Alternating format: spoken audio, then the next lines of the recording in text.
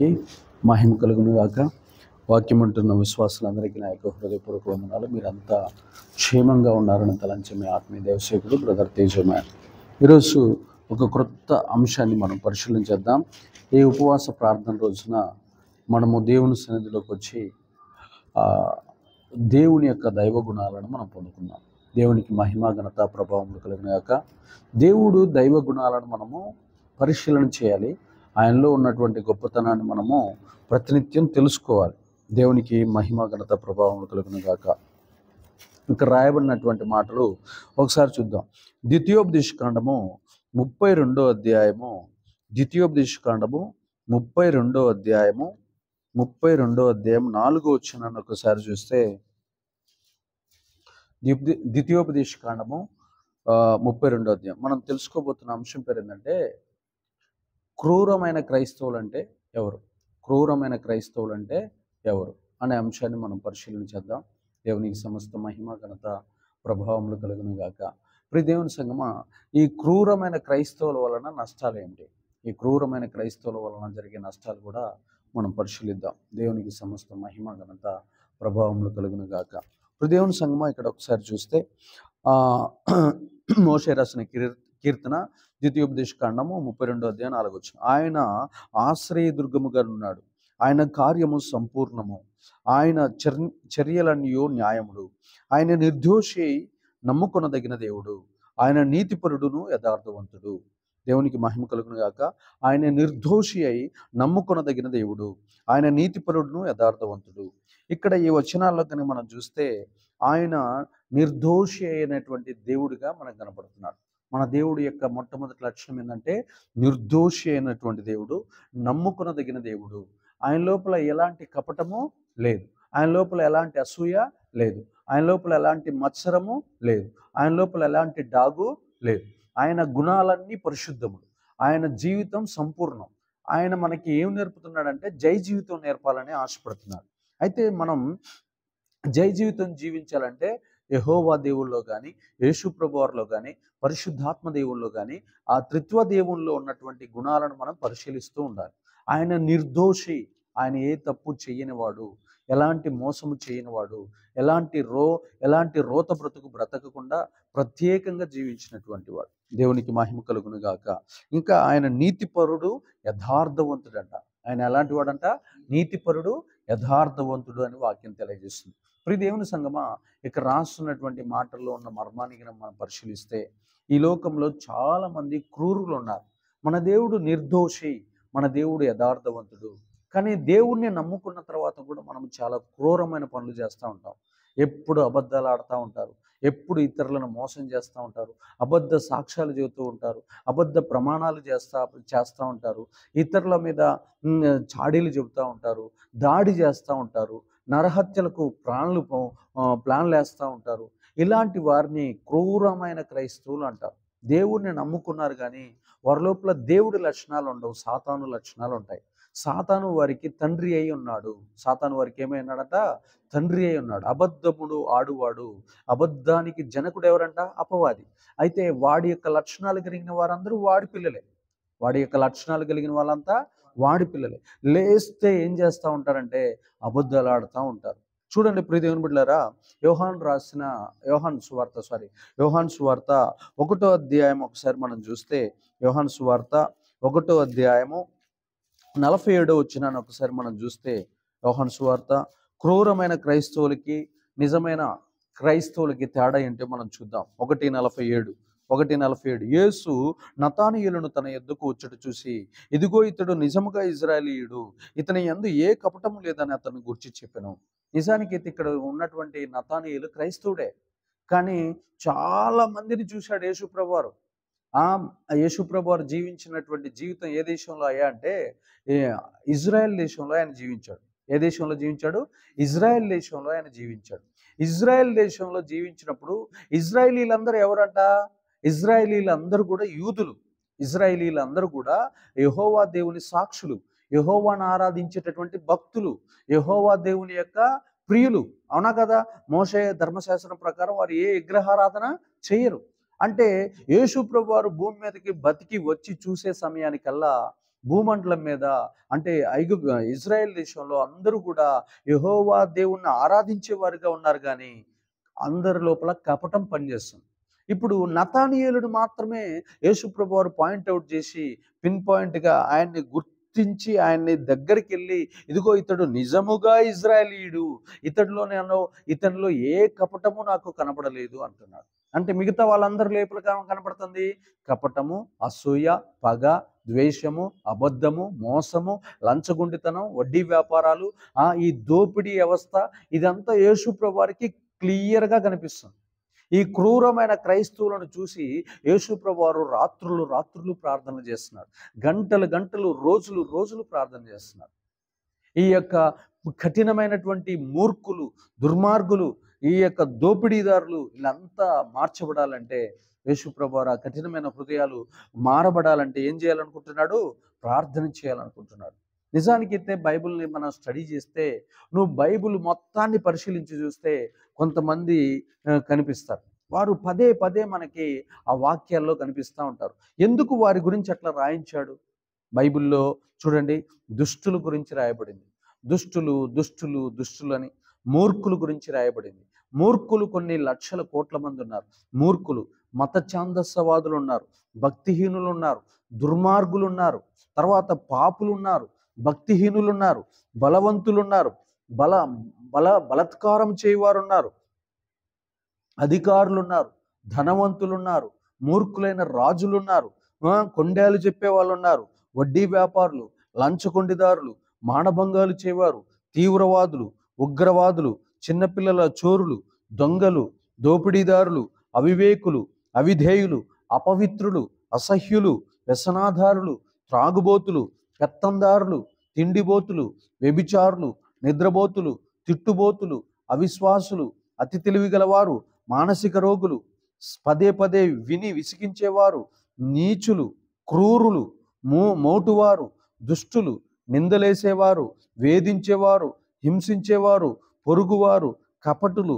అసహ్యులు, అతి జాగ్రత్త గలవారు, మతమౌఢ్యులు, జాతి వివక్షకులు, హంతకులు, గారడి వాళ్ళు, మోసగాళ్ళు, వ్యభిచారులు, జారులు, అబద్ధ సాక్షులు, పనిని చెరుపువారు, ఆటంకాలు చేయవారు, విశ్వాసఘాతకులు, తిరుగుబాటుదారులు, మోహించువారు, అసూయాపరులు, కక్షగలవారు, నీచులు, నయవంచకులు, అవకాశవాదులు, వీళ్ళంతా బైబిల్లో పదే పదే పదే మనం కనపడతా ఉంటారు.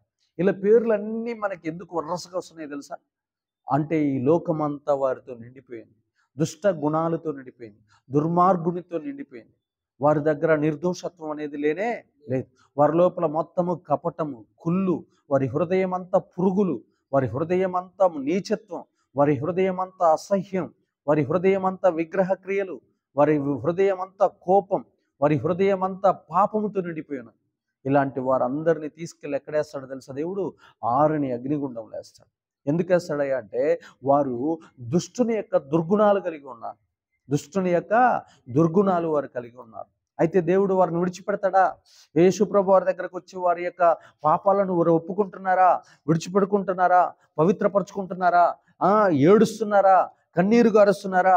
నేను పాపిని అని పశ్చాత్తాపపడి ఒప్పుకుంటున్నారా? లేదు.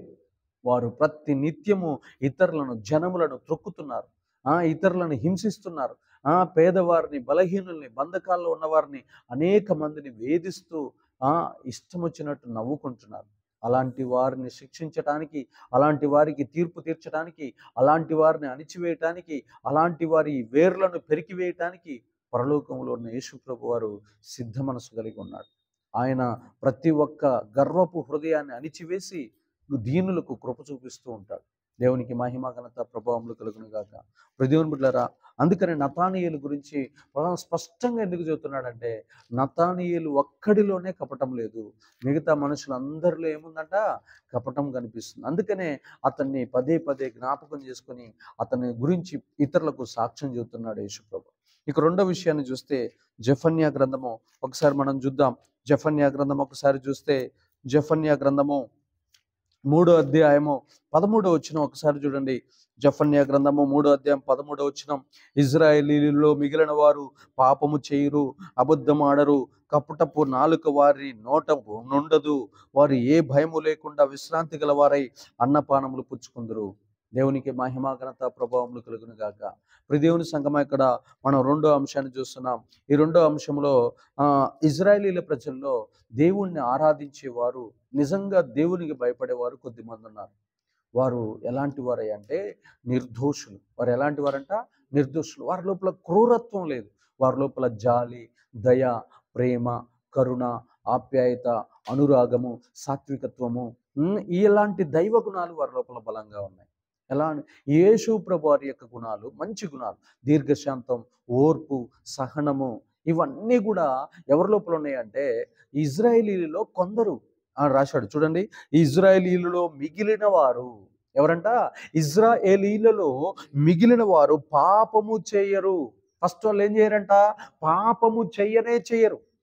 ఇది పాపం అని వాళ్ళకి తెలిసినప్పుడు, బైబిల్లో రాయబడిన వాక్యం వారికి అర్థమైనప్పుడు, ఆ వచనాలు వారు ధ్యానించినప్పుడు, దేవుడు ఇది పాపము, ఇది ఇది ఈ ఆజ్ఞ అతిక్రమిస్తే ఇది పాపం అని ఏదైతే చెప్పాడో ఆ ఆజ్ఞను వారు ప్రాణాలు ఇదిగో కంఠమైన కోసుకుంటారేమో కానీ వారు అబద్ధాలు ఆడరు.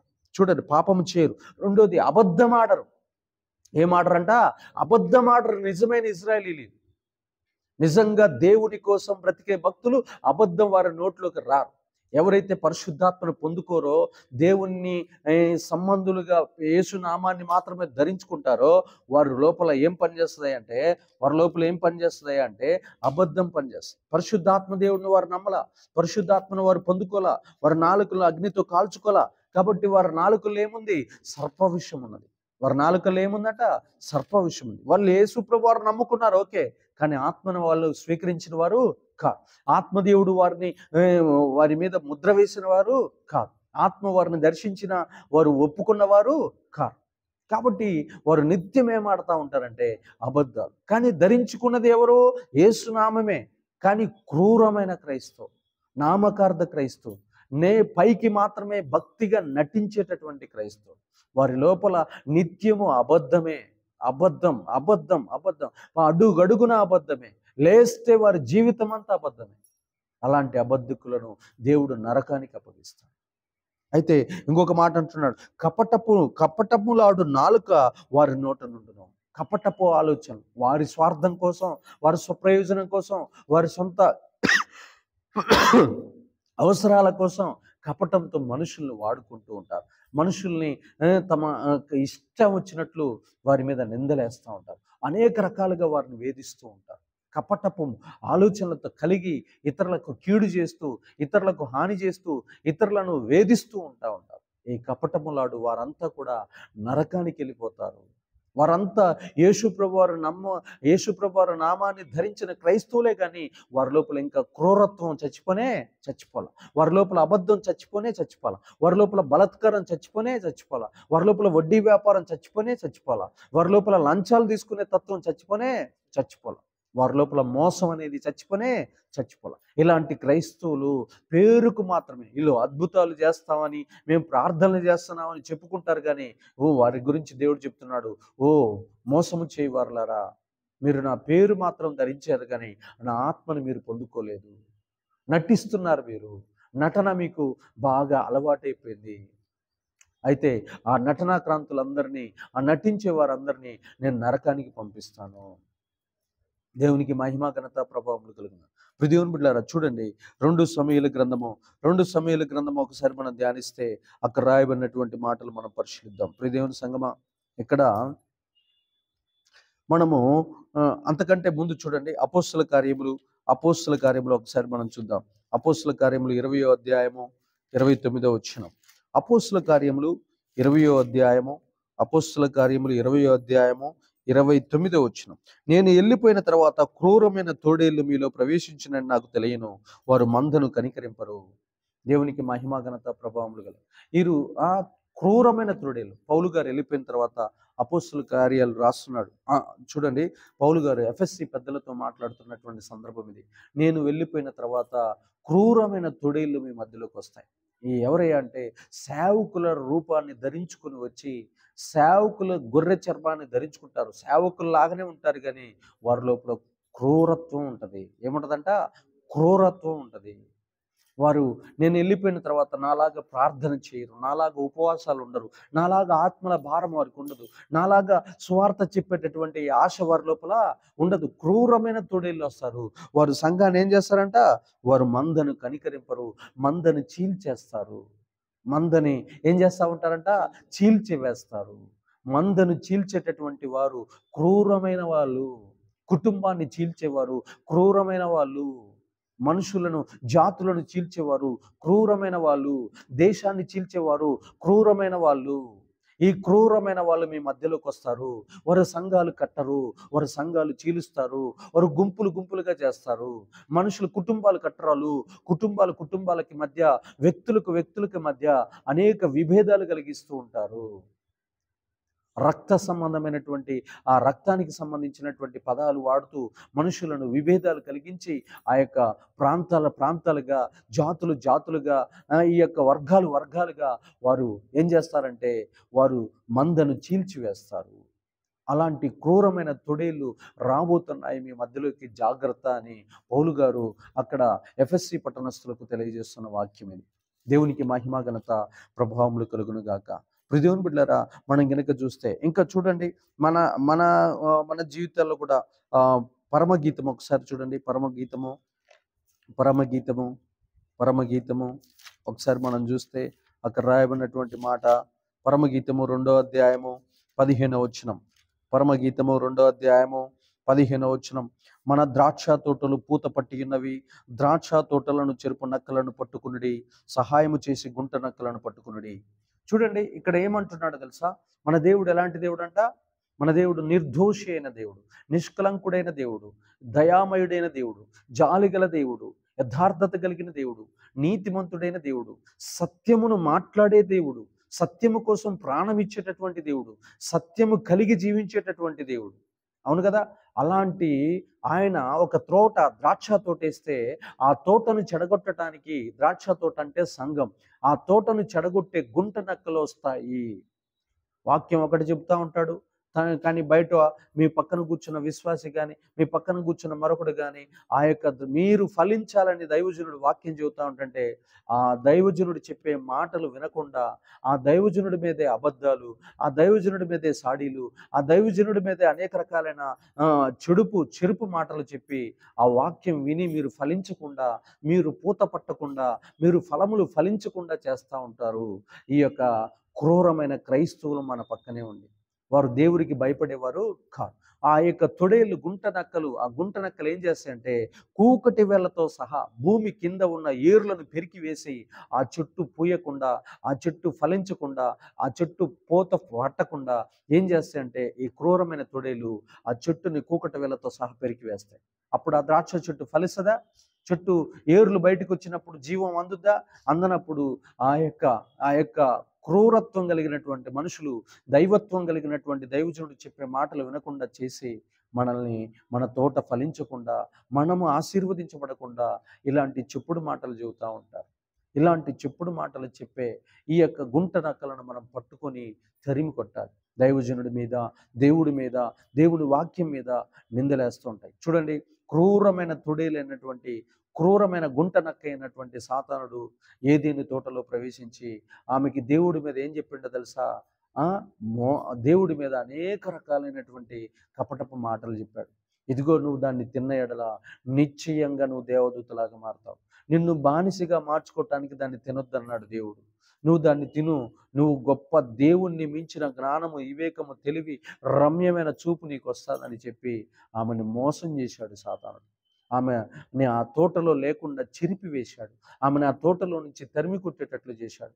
ఆమెని దైవత్వంతో సమానురాలుగా అని పెంచి నువ్వు దైవత్వానికి సమానమైన దానివి అని చెప్పి ఆమెను ఏం చేశాడంటే ఉబికించాడు, ఆమెను పొగిడాడు, ఆమెను ఉర్రుతులుగించాడు. ఆ మాటలన్నిటికీ ఆమె ఏమైపోయిందో తెలుసా? సర్వస్వాన్ని కోల్పోయింది, శాపాన్ని సంపాదించింది.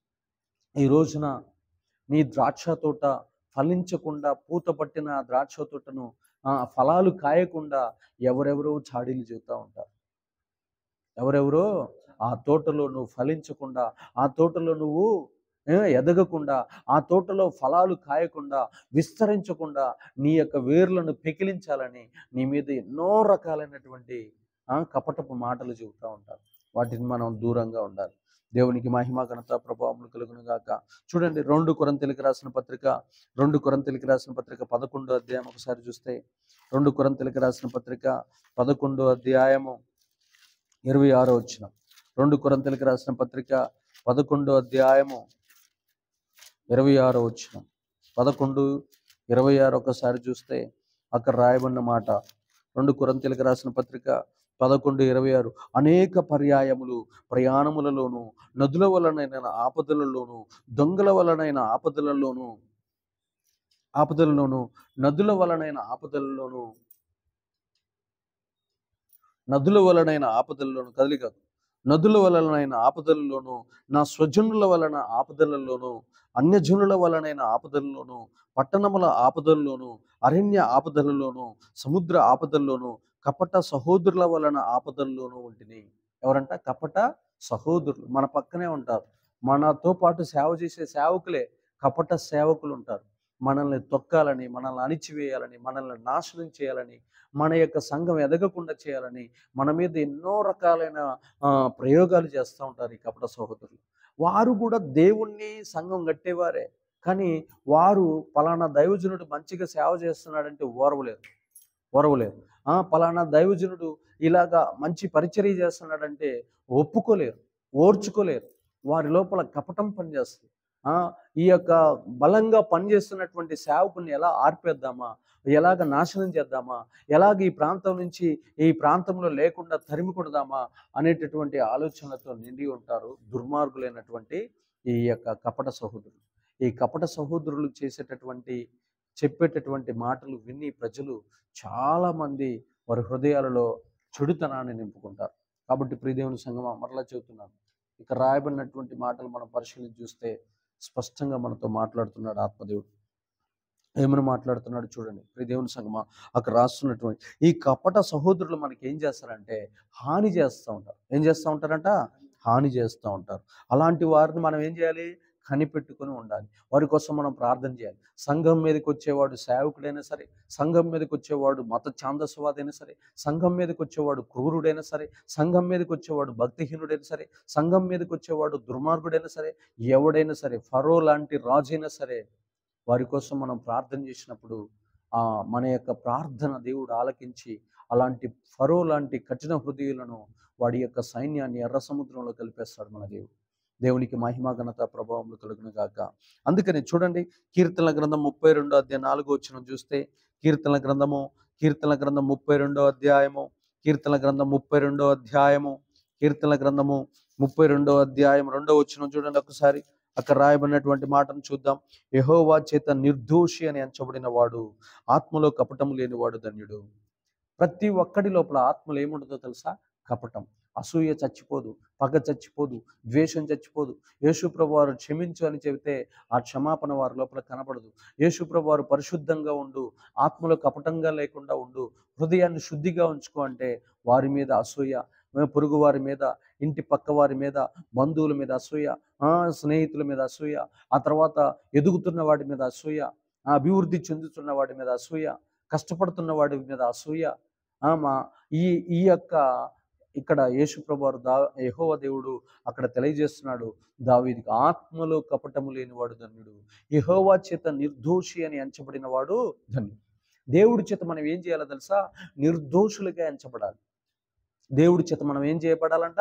నిర్దోషులుగా ఎంచబడాలి.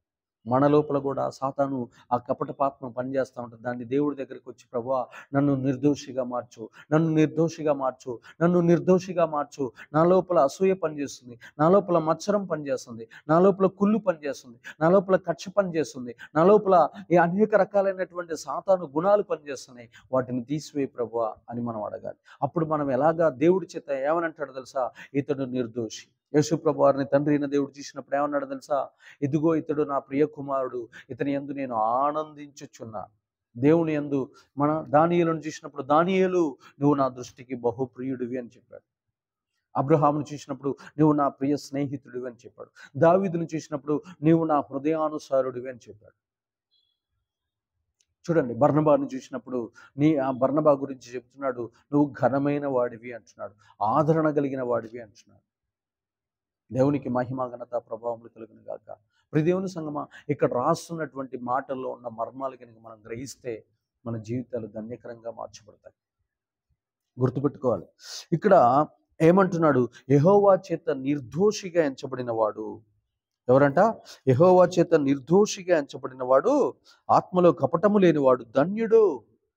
ఆత్మలో కపటం ఉండకూడదు. మన మందిరానికి వచ్చినవంటే ఆరాధనలో మునిగిపోవాలి. మన మందిరానికి వచ్చినవంటే ఆత్మీయతలో మునిగిపోవాలి. మన మందిరానికి వచ్చినవంటే వందనార్పణలో మునిగిపోవాలి. మన మందిరానికి వచ్చినవంటే అర్పణ ఇవ్వుటలో మునిగిపోవాలి. మన మందిరానికి వచ్చినప్పుడు సేవకుని గౌరవించటంలో, దేవుణ్ణి గణపరచడంలో మునిగిపోవాలి.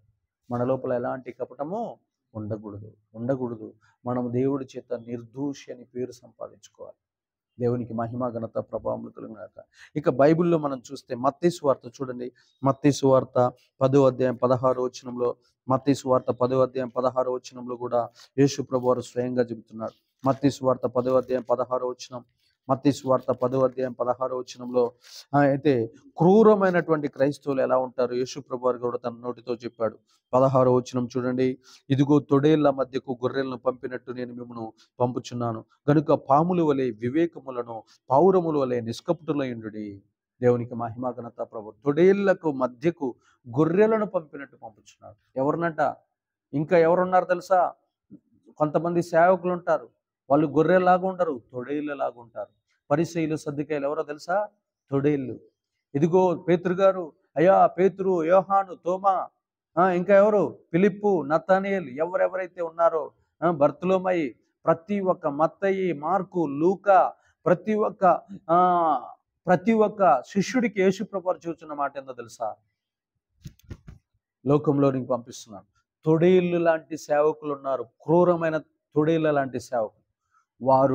వారి యొక్క దశంభాగాల కోసం, వారి యొక్క స్వార్థం కోసం మిమ్మల్ని చంపటానికి చూస్తారు. మిమ్మల్ని ఏం చేస్తారు తెలుసా? చంపటానికి చూస్తారు. ప్రజలకు స్వస్థతలు కనబడనీయరు, ప్రజలకు విడుదల కలగనీయరు, ప్రజలు విడిపించబడరు. ఒక దెయ్యం నుంచి ప్రజలను వారు విడిపించలేరు, ఒక మంత్రం నుంచి ప్రజలను విడిపించలేరు, ఒక రోగం నుంచి ప్రజలను విడిపించలేరు, ఒక అప్పు నుంచి ప్రజలను విడిపించలేరు, ఒక సంతానలేమి నుంచి ప్రజలను విడిపించలేరు, ఒక బంధకాల నుంచి ప్రజలను విడిపించలేరు. అలాంటి వారే సేవకులు, తొడేళ్ళు లాంటి సేవకులు.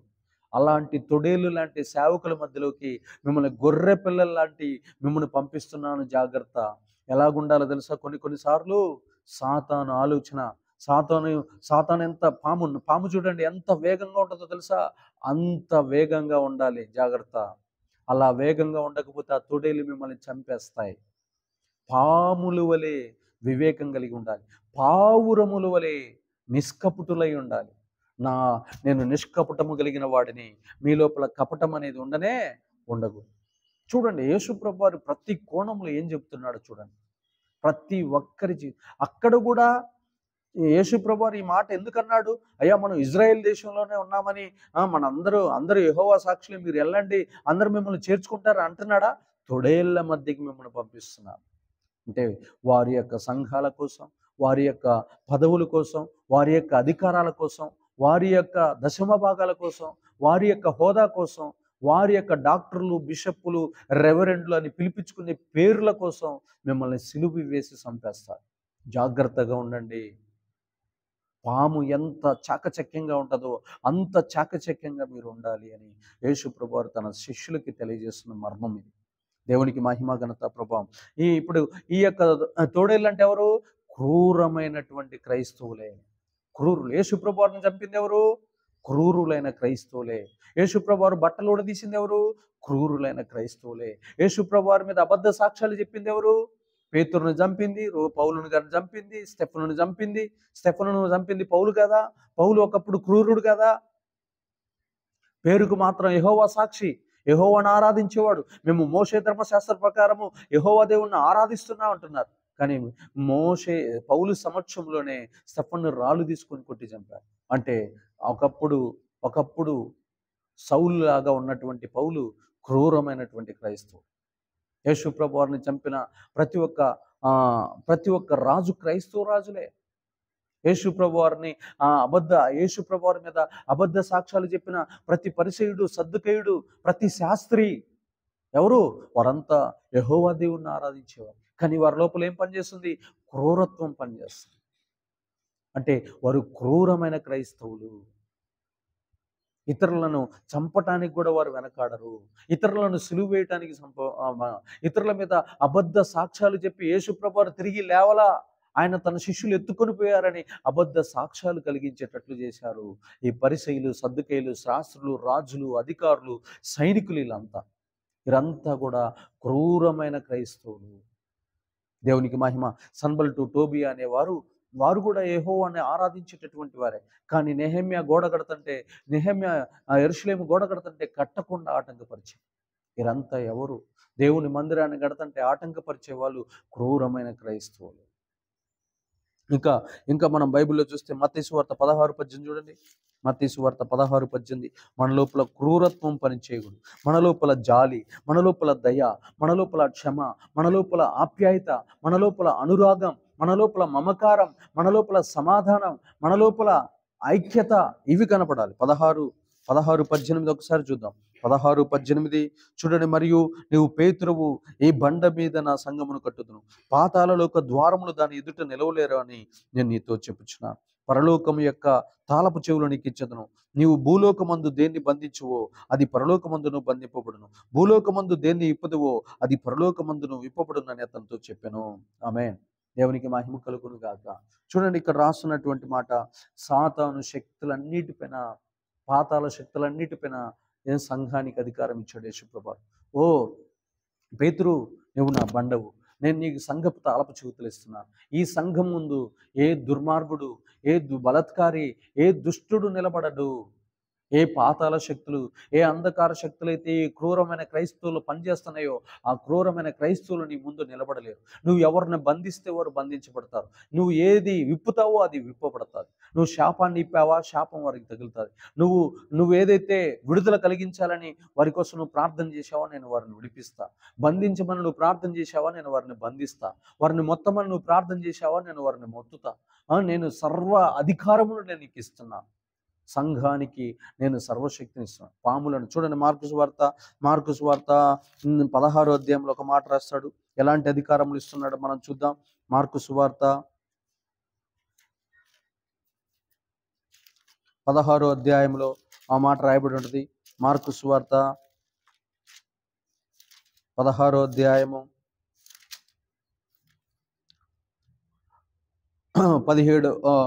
16 నమ్మి బాప్తిసం పొందినవాడు రక్షించబడును, నమ్మని వానికి శిక్ష విధి. నమ్మిన వారి వలన ఈ సూచక్రియలు కనబడను. ఏమనగా నా నామం దయ్యం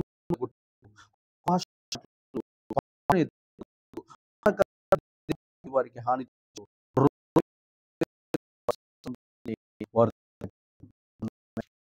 ఈ యొక్క ఎత్తి త్రాగినను అది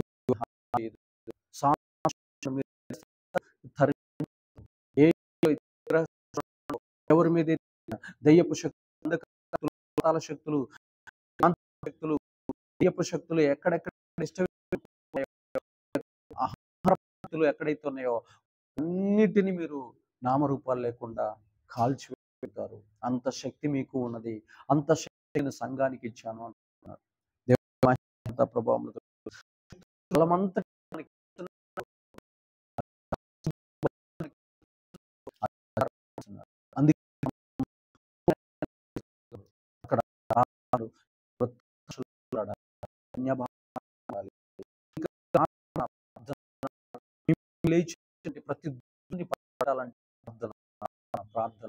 ప్రార్థన ప్రతి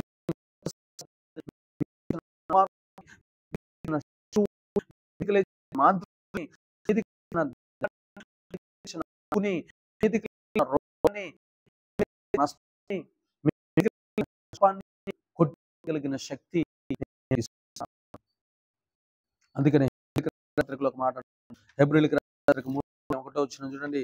హెబ్రీయులకు పత్రిక 3:1 ఇందువలన పరలోక సంబంధమైన పిలుపులో పాలు పొందిన పరిశుద్ధ సహోదరులారా, మనము ఒప్పుకున్న దానిని అపోస్తులుడును ప్రధాన యాజకుడైన యేసు మీద లక్ష్యం ఉంచుకుని, ఒప్పుకున్న దానికి అపోస్తులుడును ప్రధాన యాజకుడైన యేసు మీద లక్ష్యం ఉంచుడి. దేవుని ఇల్లంతట్లో మోషే నమ్మకంగా ఉన్నట్లు ఈయన కూడా తను తాను నియమించిన వానికి నమ్మకంగా ఉండెను. అయితే ఇక్కడ మనం గుర్తుపెట్టుకోవాలి, మనం నమ్మకంగా ఉండాలి. యేసు ప్రభువారి మీద లక్ష్యం పెట్టాలి. యేసు ప్రభువారు నన్ను ఈ సమస్య నుండి విడిపిస్తాడు, యేసు ప్రభువారు నన్ను ఈ బంధకాల నుండి విడిపిస్తాడు, యేసు ప్రభువారు ఈ విడిపిస్తాడు, యేసు ప్రభువారు ఈ యొక్క బంధకాలు బలహీనతల నుండి వ్యసనాల నుండి నన్ను విడిపిస్తాడు. నేను ఆయన మీదే లక్ష్యం ఉంచాను. చూడండి, మీరు పరలోక సంబంధమైన పిలుపులో పాలు పొందిన పరిశుద్ధ సహోదరులారా, మనమంతా ఎవరమాట? పరలోక పిలుపులో పాలు పొందిన పరిశుద్ధ సహోదరులారా, మనము ఒప్పుకొనిన దానికి అపోస్తులుడును యాజకుడైన యేసు విడిచిపెట్టాడు. ఆయన ఎలా అయితే నమ్మకస్తుడిగా ఉండాలో, దేవుని సన్నిధిలో ఎలా ఉండాలట? నమ్మకస్తులమై ఉండాలి. పాపము ఇంకా చేయకూడదు. ఒప్పుకున్న పాపాన్ని విడిచిపెట్టిన తర్వాత ఇక పాపం చేయకుండా మనం ఎలా ఉండాలి? నమ్మకస్తులుగా ఉండాలి. దానియేలు మీద కూడా చూడండి, దానియేలు గారి మీద కూడా దగ్గర 120 మంది, ఎంతమంది అండి? 120 మంది దుర్మార్గులు, దుష్టులు, క్రూరులైనటువంటి మంత్రులు ఆయన మీద నింద వేసి ఆయన్ని క్రూర మృగాల దగ్గరికి పంపించాలని చూశారు. క్రూర మృగాలు ఉండేటటువంటి గుహలోనికి ఆయన్ని పంపించి ఆయన్ని చంపాలని చూశారు. ఆయన వారికి హాని చేసిన వాడు కాదు.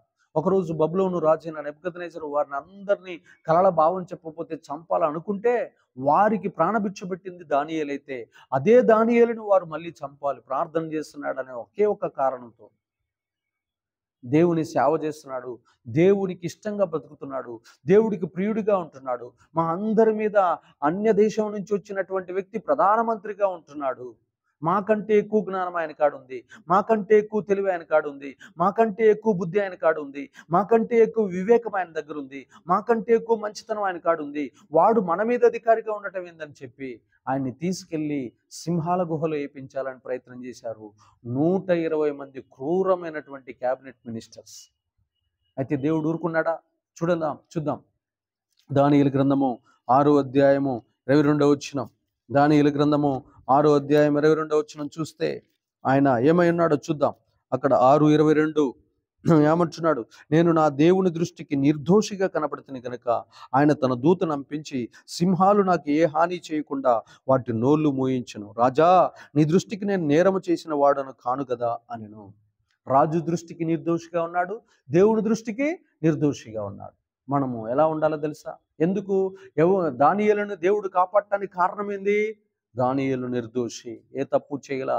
ఎవరి మీద కపటపుతో ఒకరు ఎదుగుతుంటే, ఒకరు మంచిగా అంచెలంచెలుగా ఫలిస్తుంటే, అభివృద్ధి చెందుతుంటే వారిని చూసి కపటంతో కుళ్ళుకోలా. ఆ కుళ్ళు ఆయన లోపల లేదు. అందుకని మంచి మనసు కలిగిన వాడు, మంచి ఆలోచనలు కలిగిన వాడు, మంచి జ్ఞానము, మంచి వివేకము, మంచి తెలివి, దేవదూతల ఆత్మ కలిగిన వాడు, దేవుడికి భయపడేవాడు, దేవుడికి రోజుకు 3 సార్లు ప్రార్థన చేసేటటువంటి నిర్దోషి కాబట్టి తన దూతను పరలోకం నుంచి పంపించి దానియేలును కాపాడినట్లు మనం చూస్తున్నాం. నిర్దోషులను దేవుడు ఏం చేస్తాడో తెలుసా? కాపాడతాడు. దేవునికి మహిమ, ఘనత, ప్రభావములకు రోజు మనం ప్రార్థన చేయాలి. రోజు మనం ప్రార్థన చేయాలి. ఎందుకు చేయాలో తెలుసా? మత్తయి సువార్త చూడండి, 6వ అధ్యాయము, మత్తయి సువార్త 6వ అధ్యాయం 13వ వచనం.